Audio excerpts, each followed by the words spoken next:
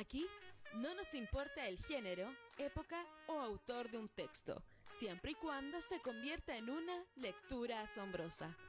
Desde este momento, te dejamos con Ángeles Barrera y asombrosos invitados, por Radio USEC. Hola, bienvenidas y bienvenidos. Estamos en nuestro 7º programa de nuestra 11ª temporada. Estamos haciendo aquí lecturas asombrosas en esta modalidad del Quédate en Casa, gracias a Radio Universidad SEC, que nos permite llegar hasta ustedes todos los jueves a las 11 de la mañana. Lecturas Asombrosas es una iniciativa de lectores en tránsito, comunidad hispanoamericana, literaria y cultural, y está auspiciada también por los amigos de Estudio Hue. Así, todo lo que ustedes imaginan en diseño y producción lo encuentran en www.estudiohue.cl. Estamos en la modalidad Quédate en Casa, estamos en un ciclo internacional, pero hoy tenemos a un escritor chileno que acaba de publicar Canciones Macabras para Aullar a la Luna, lanzamiento que se realizó el viernes recién pasado, bajo el sello Tricéfalo de ediciones de Aurea Ediciones. Así que bienvenido, Rodrigo Muñoz Casó, ¿cómo estás? Hola, gracias por la invitación. Aquí estamos disfrutando de lo poco que queda de invierno. Gracias a ti por aceptar esta invitación y por tener casi la primicia para poder conversar contigo sobre tu último trabajo literario. Voy a presentarte para quienes aún no te conocen y para tus fans también. Rodrigo Alfredo Muñoz Casó, 42 años, profesor de lengua castellana, guionista, realizador audiovisual, rehabilitación. Lugar de nacimiento, Coquimbo, y reside actualmente en Santiago. Ha participado en los concursos y obtenido premios en los fondos de fomento al audiovisual 2010, Corfo, Producción Audiovisual 2011 y 2012, y Corfo Distribución Cinematográfica también el año 2012. Entre sus libros publicados encontramos la trilogía Con Sangre en el Ojo, que contienen las novelas Curialhue, del 2015, Huelén, 2018, y Las Ánimas, el año 2019, bajo Aurea Ediciones. Mundos, antología narrativa de ediciones Fénix Dorado, con el relato El Señor de la Agonía, que fue publicado el año pasado. Perros 2, antología de microrelatos con el texto Los Jueces, por ediciones Cherezade este año. Todas íbamos a ser putas y otros relatos hurtados, de editorial Carbonada, con el relato Almendras Confitadas del año 2015.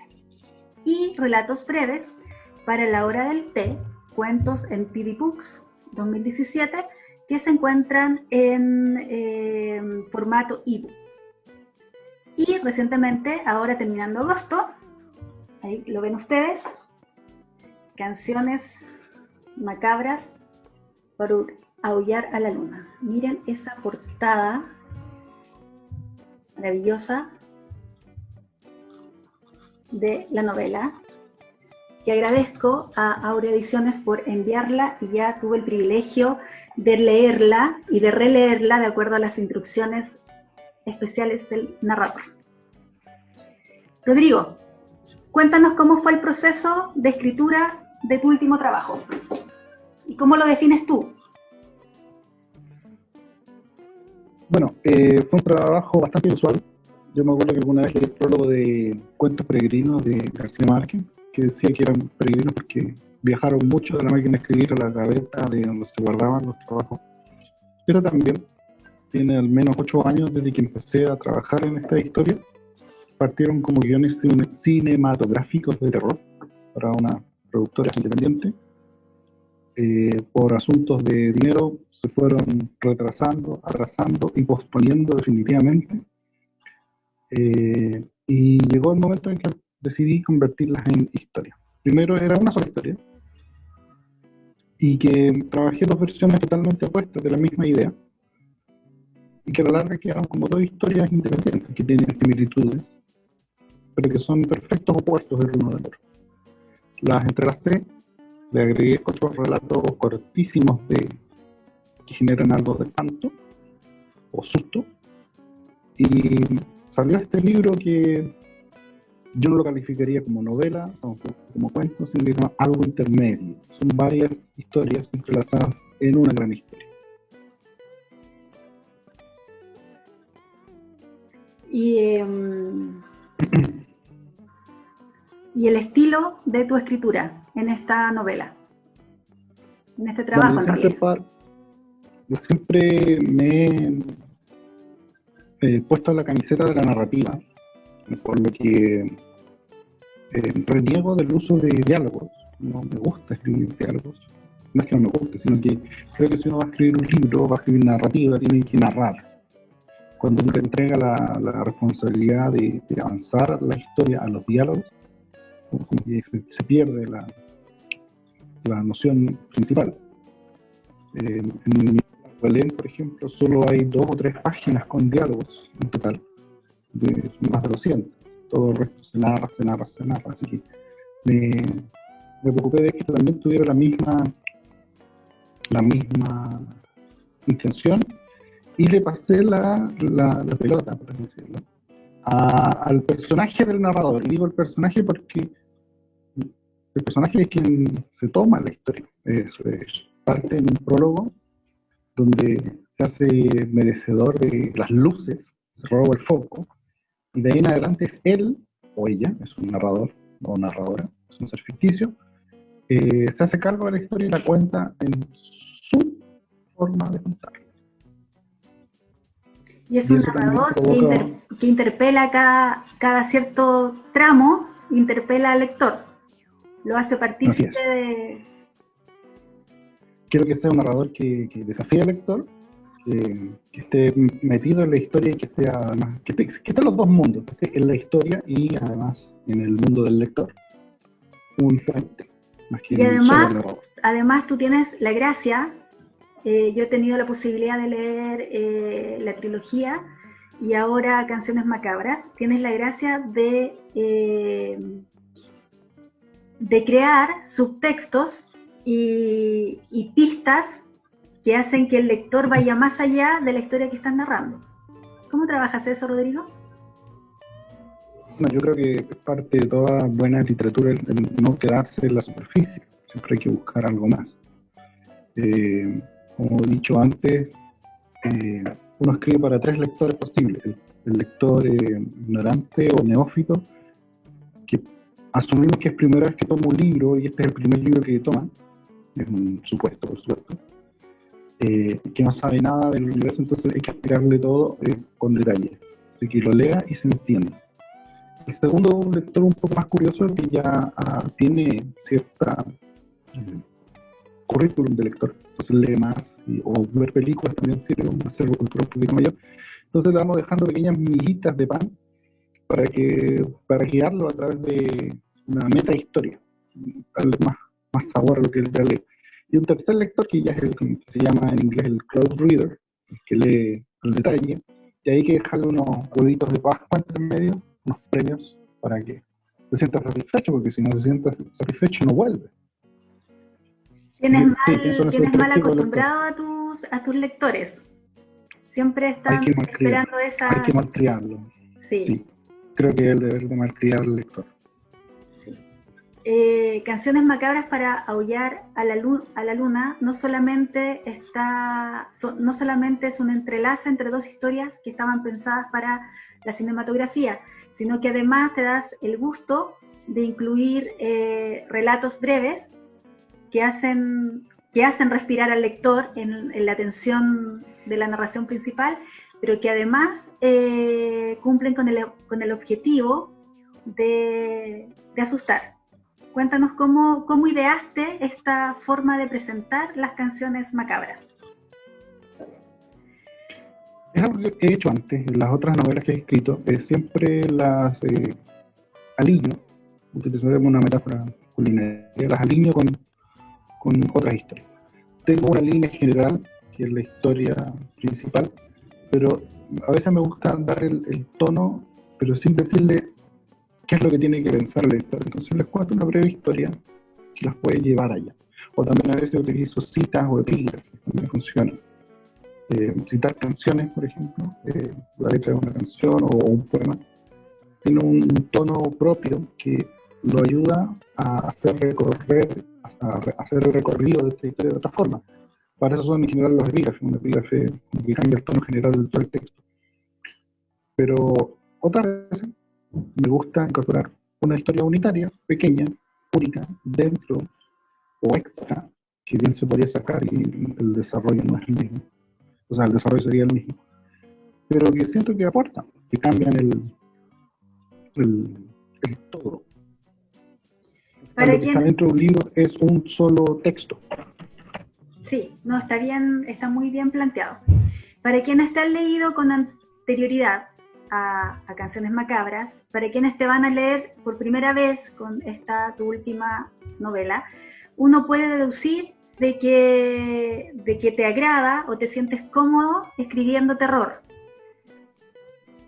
Expláyate sobre esto porque... Se me hace fácil. Se me hace fácil escribir terror, pero no soy un ávido consumidor del terror en literatura.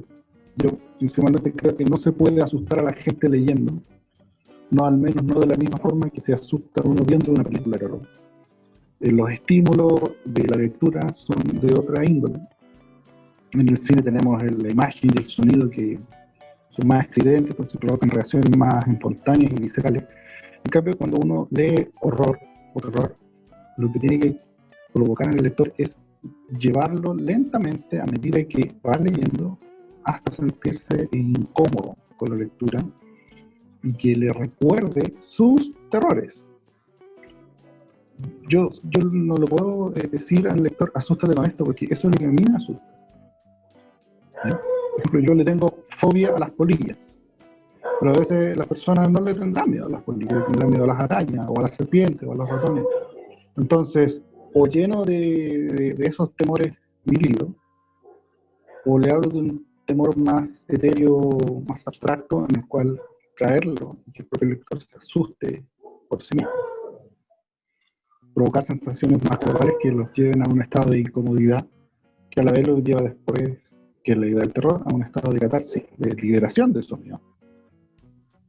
¿Y cómo es ese proceso si tú vienes del mundo del audiovisual, donde lo que tú explicabas, es tan fácil, ya sea con la música, con la imagen, con el suspenso, crear terror?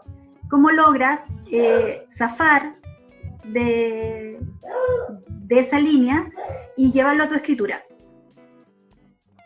Bueno, en el cine, el buen cine evita esos sustos fáciles. Las buenas películas de terror no son de susto fácil. De hecho, ese susto fácil a veces como que insulta en cierta forma al espectador. Y a mí me gustan mucho las películas de terror, porque son las que más sensaciones me traen. Me gustan las que van creando escena a escena una atmósfera que me provoca incomodidad, como lo hace John Carpenter, o la última película esta llamada La Bruja, que es una película de un ritmo muy pesado, muy lento, pero que construye para que los últimos 15 segundos de película sean casi para quedar acalambrados. Y no hay ningún sobresalto, todo es pausado y un ritmo lento. Pero se construye. Hay cierta arquitectura en la historia, no es llegar y soltar todo. A mí me enseñaron cuando estudié guión que para armar una historia hay que armarla con una sinfonía, con un coro de instrumentos, cada instrumento es un personaje, y cada instrumento tiene que tener su propia voz, su propio momento de lucirse, y entre todos, como global, crear esta sonoridad que apunta hacia el objetivo final del escritor, o del autor cinematográfico también. Hay cierto paralelismo entre cine y literatura porque ambos son narrativa. Exacto. Utilizan otro lenguaje, pero es narrativa igual.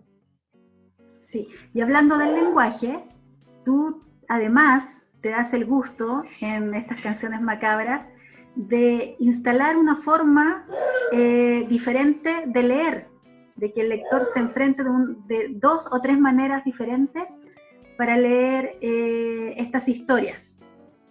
¿Cómo surgió eso y por qué? Bueno, surgió porque yo creo que hay que desafiar al lector. O sea, sí, hay que ser un poco insolente, ¿no?, con el lector. Si bien dije que hay que malcriarle, darle lo que quiere, sí, hay que darle lo que quiere, pero también hay que proponerle algo más. Porque si no, un lector que no busca cosas nuevas, no es un lector muy atractivo para escribirle. Entonces quiero lectores que acepten el desafío y que ojalá ese desafío me funcione. Hasta el momento los comentarios que he recibido de quienes han tomado han cogido el guante de leerlo de forma inusual, no lineal, ha funcionado bastante bien. Y es más, una persona lo leyó de una forma totalmente distinta a la cual yo había propuesto. Lo leyó un capítulo al inicio, un capítulo al final, desde adentro. Dijo que había funcionado también, que no me lo había pensado yo, pero bueno, funcionó. Hablando de los lectores, tú como lector, ¿cuáles son tus escritores favoritos o referenciales como lector? Bueno, ya dije yo que el principal es Gabriel García Márquez. Me gusta su desfachatez en sus primeras grandes novelas. Con el tiempo después como que se anduvo acomodando en un formato más clásico. Pero sus primeras novelas me gustaba que estuvieran recargadas de mucha información, que uno agarrara una página y después siguiera por 100 más sin darse cuenta cuánto tiempo había pasado. Y que no era una sola historia, sino que eran varias que se nutrían unas a otras, un enramado de historias que ocurrían. Me gusta también que utilice el tiempo de una forma caótica. No me gusta el tiempo lineal.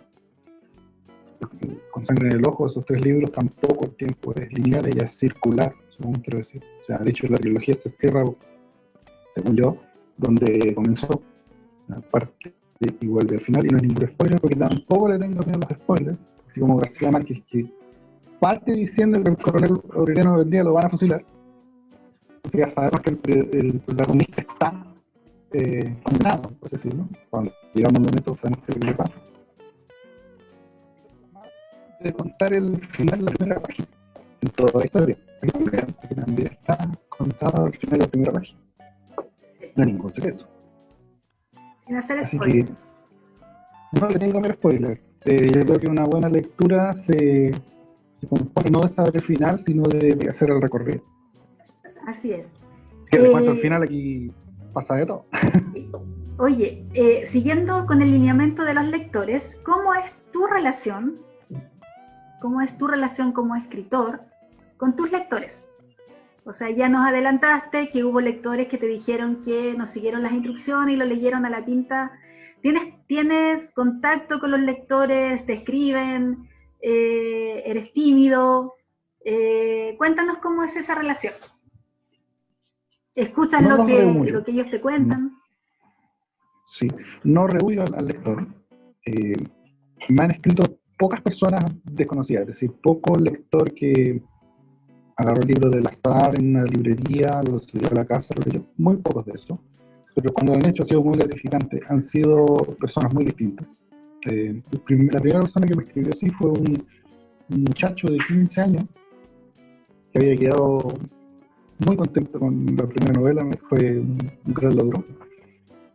A señoras de mucha edad también me comentaron de otra forma. Y en las ferias donde uno participa, ahí uno recibe retroalimentación bastante más constante. Pasa que llega un lector, lo compra el día viernes y vuelve el domingo, porque ya lo leyó, hasta los comentarios. Es entretenidísimo. No le hago el quita a los lectores, me gusta conversar, me gusta ver si encontraron esos huevos de Pascua que dejé ahí. No todos los encuentro. De hecho, a veces creo que los escondo demasiado. Oye, me gustó esa. Es la primera vez que converso con un escritor que no sabe su forma de ver a los lectores, su tratamiento al enfrentarse a las historias que va relatando. Me llama la atención eso de pensar en estos 3 tipos de lectores, en el neófito, en el que necesitas dejarle miguitas para que se contente con lo que está leyendo, y con los más avesados o los más escudriñadores a los que le dejas huevitos de Pascua. Con tu permiso te voy a empezar a parafrasear en los futuros programas. Bueno, a mí me gusta escribir libros que me gustaría leer. Esa es mi primera gran barrera. O sea, si a mí no me interesa lo que estoy escribiendo, no sigo. me ha pasado. Tengo textos que están al medio porque digo, esto no me gusta leerlo, no me atrae. Y ahí quedo. Si a mí no me gusta leer lo que yo estoy escribiendo, no lo voy a mostrar. Por lo mismo, si lo contaba de una forma sencilla, no me iba a parecer atractivo, por eso lo hice más intrincado, ¿no? Para desafiarme a mí mismo como lector. Sí, y además haces un tributo a Julio Cortázar. Uh-huh. Bueno, como Cortázar hace esta Rayuela, su novela Rayuela. Uh-huh. De hecho salió, alguna vez algún lector me comentó, un lector de Temuco, me dijo que como en las novelas anteriores, con Siempre en el Ojo, no están ordenadas cronológicamente, los capítulos ocurren saltando de historia, era como una rayuela, como Cortázar. Y dije, sí, me gusta eso que no estén ordenados, que las historias se pueden contar en distintos tiempos a la vez. Y que influye mucho, la historia puede ser buena, pero si es una buena historia contada de una forma novedosa, se disfruta más. Por eso me gusta Cortázar. Cortázar es bueno, todos sabemos que es bueno, pero es bueno en el, por decirlo, siguiendo una metáfora de boxeador, porque a él le gustaba el box. Es bueno en los golpes cortos, como los cuentos, y en las novelas, también, buenas novelas. Los tiros más largos, los golpes más amplios. Entonces, ahí él utiliza mucho la técnica que a mí me encanta, que me siento cómodo trabajando, que es la juxtaposición, porque esa estrategia se utiliza mucho en audiovisual, que vendría a ser la base del lenguaje cinematográfico. Entonces, trabajando en ella me siento cómodo, me gusta utilizarla para contar historias, la juxtaposición, poner un relato frente al otro, detrás del otro, delante del otro, para que se vayan complementando el relato distinto. Y el epígrafe que utilicé en este libro es de La Noche Boca Arriba, que es el ejercicio académico que se le enseña a los escolares cuál es la juxtaposición. Dos historias que son una historia muy distinta. La del motociclista que cree que es un guerrero jaguar, que a la vez es un guerrero jaguar que cree que es un motociclista. Entonces, ¿cuál de las dos es lo mismo? Porque es una sola gran historia. No, lo encuentro magistral. A mí personalmente me agradó mucho el título. ¿Fue complejo? Yo soy pésimo para los títulos. En general, nunca he quedado conforme con los títulos que le he puesto a mis novelas. Le pido ayuda a otros. Me acordé de un título que me llamó la atención hace mucho tiempo atrás, de una serie de cuentos que se llamaba Cuentos para la Buenas Noches para las Señoritas Rebeldes o algo así. Cuento de Buenas Noches para Niñas Rebeldes, que es un libro que trata de rescatar mujeres especiales como ejemplo para niñas. Y me gustó esa musicalidad, que sonaran así como tirar así que fuera largo y que todo fuera una sola idea. Y que sí quería que tuviera algo así. Los títulos de los guiones eran muy cortos. Uno se llamaba Merodeadores y el otro se llamaba Nido de Avispas. Además eran cortos y críticos. Entonces dije, hagamos algo más. Libro corto, título largo. Y que suene un poquito, como una provocación. Yo ya tenía las historias armadas cuando la empecé a novelar. Entonces pensé en el título y después empecé a armar y le agregué el concepto de canción macabra. Y para ubicar a la luna, porque la luna aparece referida en buenos pasajes de la historia como catalizador de esta sensación de abandono. Porque la luna, cuando sale la luna llena se van las estrellas, y siempre he dicho que una noche sin estrella es una noche sin esperanza. Sí, voy a cometer una infidencia porque tuvimos nosotros posibilidad de yo tuve como lectora la posibilidad de comentar mis apreciaciones contigo antes de realizar el programa, así que voy a cometer una infidencia, no es un spoiler,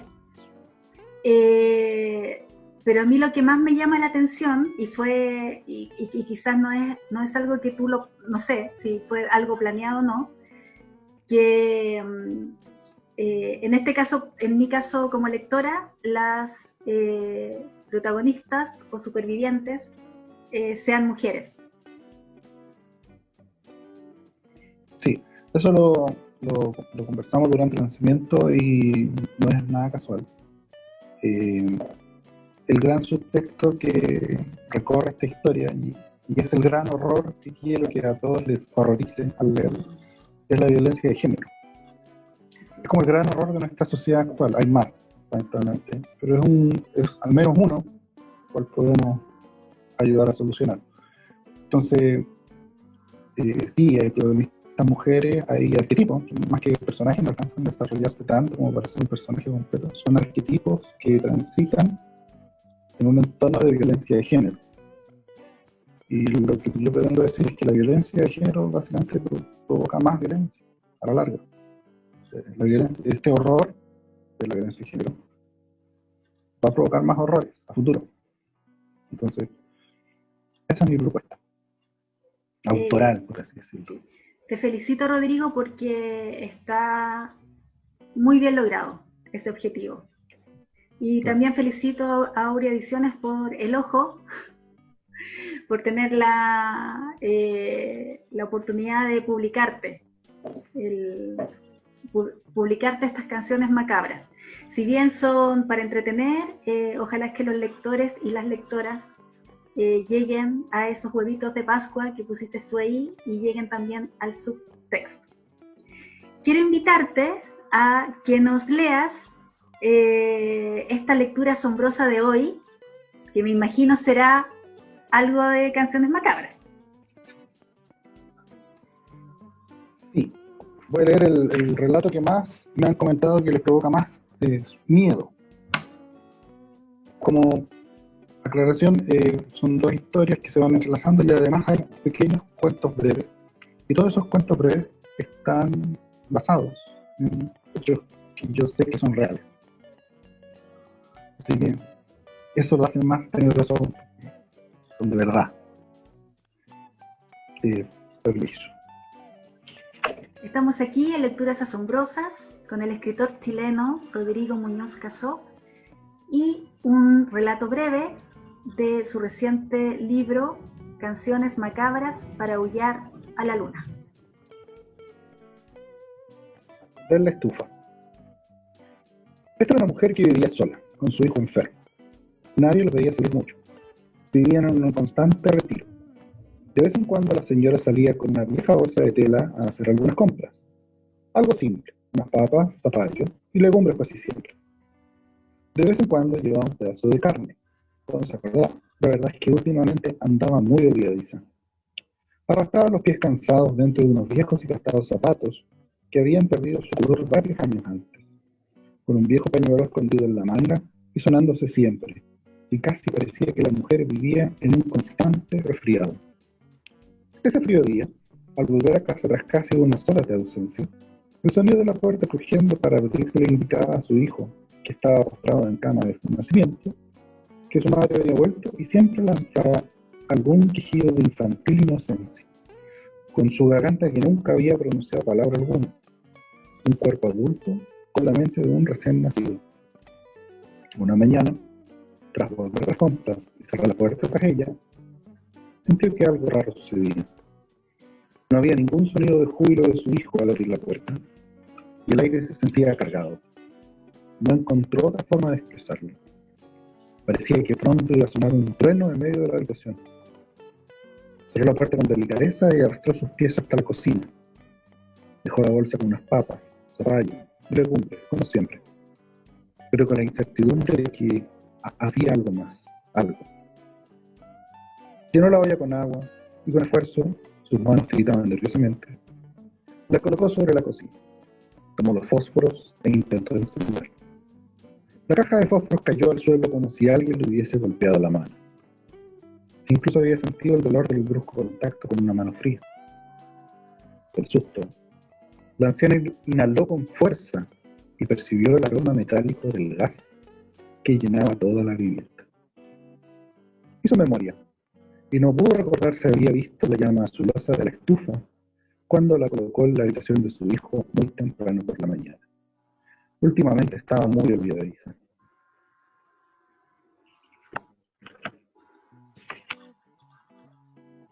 Chan, chan, chan. Es un relato pequeñito de un terror cotidiano. ¿no? Y eso Y que ha pasado, lamentablemente. es un terror que cada cierto tiempo se convierte en tragedia, más de lo que desearíamos. Hay una frase en la cual tú describes al hijo, en que estableces un adulto con una mente de recién nacido y con una garganta que nunca pronunció palabra. Sí. Yo tengo unos vecinos, un matrimonio bastante mayor, pasado los 70 años, o incluso más, creo, y tienen un hijo así. El hombre, un hombre adulto, sobre los 50 años, es un bebé, camina, sí. Ellos salen todos los días de la mano a pasear, porque parece que al hombre, a su hijo le relaja eso. Pero uno lo ve, es un niñito inocente. Y yo me pregunto, así como los caballeros son ancianos, son muy viejos. ¿Quién se va a hacer cargo de ese hijo después? De lo inevitable, de la muerte de sus padres. Y una angustia de esa sensación. No sé cuál será el resto de su familia como para que se hagan cargo, pero esas preguntas son angustiantes. Como buen escritor, eres buen observador. Saludos, caballeros, cuando los veo. Salen con mascarilla, pero salen todos los días. Rodrigo, gracias por ese texto, ese relato breve, que está justo al centro de estas dos historias yuxtapuestas, que son historias de terror, que fueron pensadas como guiones cinematográficos. Cuéntanos esa novedad que está ocurriendo en México con respecto a uno de estos relatos.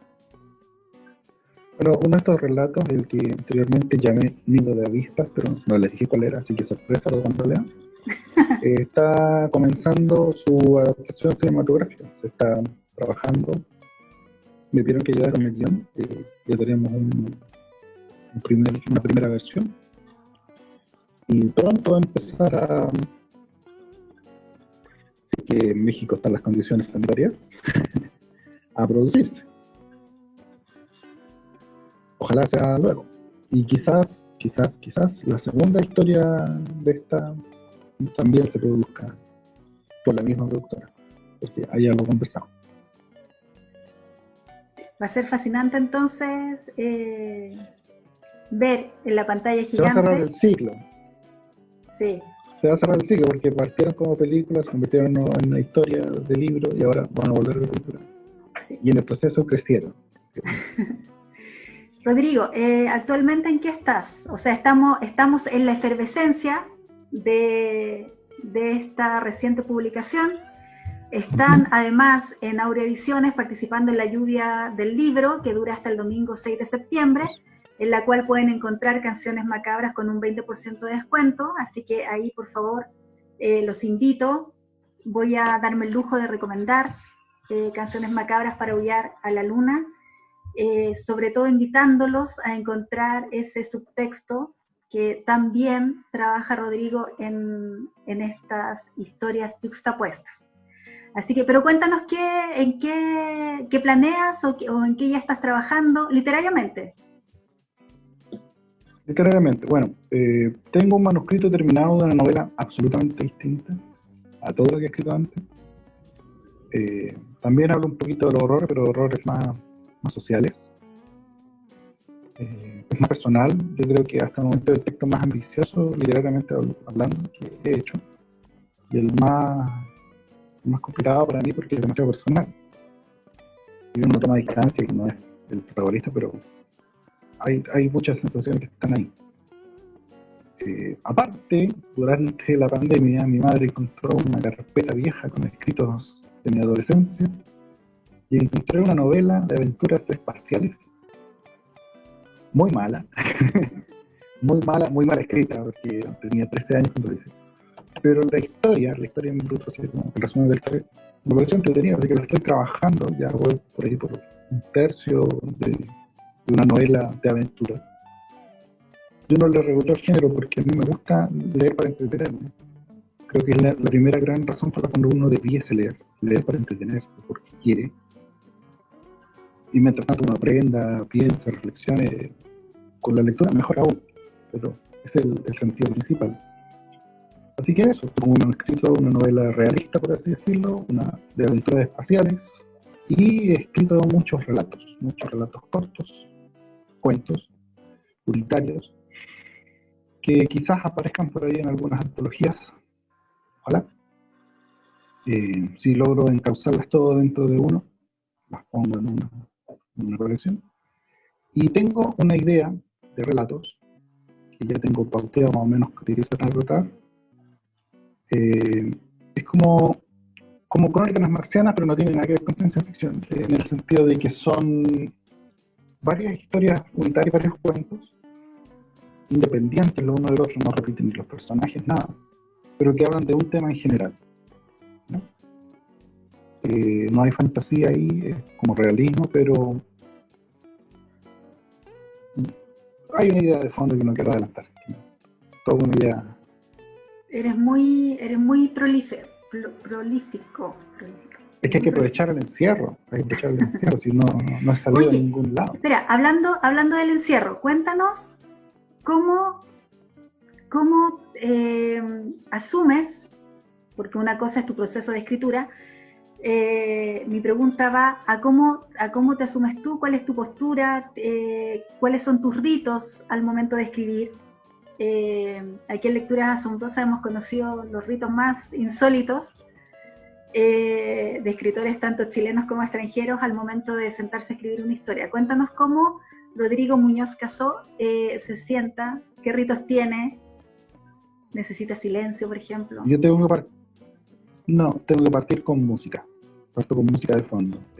A veces escribo todo el momento con música, pero cuando uno lo agarra, a veces se me olvida que tengo que cambiar el disco o que apretar play de nuevo. No sé.